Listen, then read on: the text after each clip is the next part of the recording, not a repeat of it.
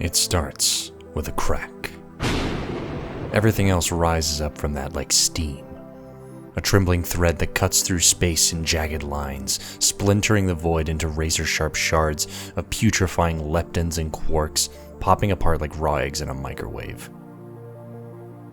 It's coming undone at a subatomic level, from the bottom up, from the inside out. From the top down, it looks like the eye of a storm. A black hole so supermassive that it spans the width of eternity. It turns infinity into something as thin and fragile as cellophane. Shreds it of its dimensions, a piece of paper pinched together at either end, a hole poked through it. At the center of the hole, the edges can be heard fraying. Pandemonium as continuity buckles in the middle and the two ends come smashing together. Around the hole, ghosts scream. They claw at the dying borders of their dreams with fingernail-chipping desperation. They whip together like the wind, trailing the mutilated streaks of their hypothetical futures with them. It's a multifractal neon cyclone of primordial conclusion. A churning blender of hyperfinal, catastrophically terminal, overwhelmingly permanent double death. The screaming distorts and plunges low as it gets closer to the cavity. At the center, that distortion turns into an eerie music. That's where the cacophony ends, the shattering, the screaming, the squelching, the sound of elemental particles being torn apart like string cheese shoved through the meat grinder, then dumped down a strangely melodious garbage disposal. It all returns to the same tonic dominant, matching pitch and tone, ironing out the rebellious flats and sharps until the discordance becomes exquisite. A subharmonic symphony that can only be heard in the bones. At the dead center of the event, it is extremely quiet.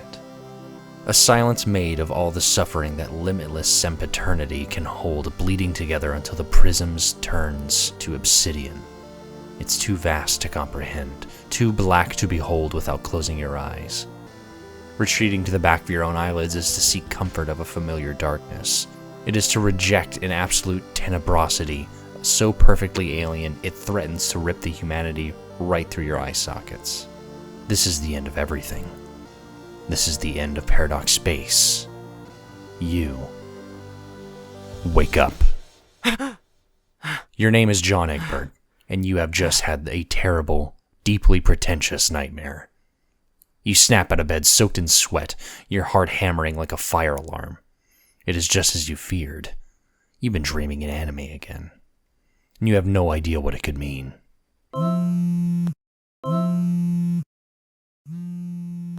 Look outside just to make absolutely sure the world is not ending. The sun is coming through your window in bars of soft yellow. The only sound you can hear for miles is the wind skimming the hollows of your neighbors' pipe homes. It's a normal day in the Salamander Village, which you refer to as Salamander Village because the damn salamanders never bothered to give the village a name, you guess. Absolutely nothing of note has ever happened here in the entire history of the planet, which you would know because you created it. Besides your pillow, your phone is vibrating. Rose is calling. The screen of your phone reads 9:30 a.m. April 13th, and also the number 46, which is how many text messages your friend left you while you were sleeping. A bit excessive even for her. Answer the phone. Since when are you known to operate your telephone? Since... I don't know. Has it really been that long since I called? I can't remember the last time. Neither can I. Anyway, what's up? First of all, happy birthday. Oh, yeah. Thanks. Fuck, I forgot. Am I correct in presuming this April 13th will be as uneventful as the last? Yeah, I don't want to do anything this year. I hope that's okay. Of course it's okay. It's your birthday, after all. Rose? Yes? You wander to the window and watch the salamanders go about their day. All over the neighborhood, the little dad salamanders are putting on their little rumpled hats and picking up their suitcases and kissing their little families goodbye for the day. You've been confused about what exactly they contribute to the global economy, but it's pretty cute how much they love playing at being suburban businessmen. The silence over the phone is growing awkward. You've stalled long enough. You decide to just come out and say it. I've been dreaming an anime again. I have no idea what it can mean. I see. It's horrible every time. And I don't mean because anime is bad or anything, it's not that. Whenever I have these dreams, everything's breaking apart. Millions of people are screaming and dying. I mean, dying permanently. Not the kind of bullshit dying that we've been doing a lot over the years. A couple yards over, a salamander blows an astounding spit bubble. Truly one for the books. Your eyes trace its meandering journey into the sky as you gather your thoughts. What do you think it all means? What do I think what means? What do you think it means that I've been dreaming an anime? I don't have the slightest idea what it means that you've been dreaming an anime, John. To be honest, You wait for Rose to finish her thought.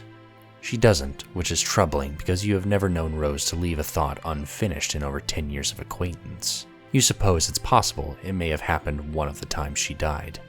You wouldn't bet on it, though. Rose, are you okay? Not exactly. What's wrong?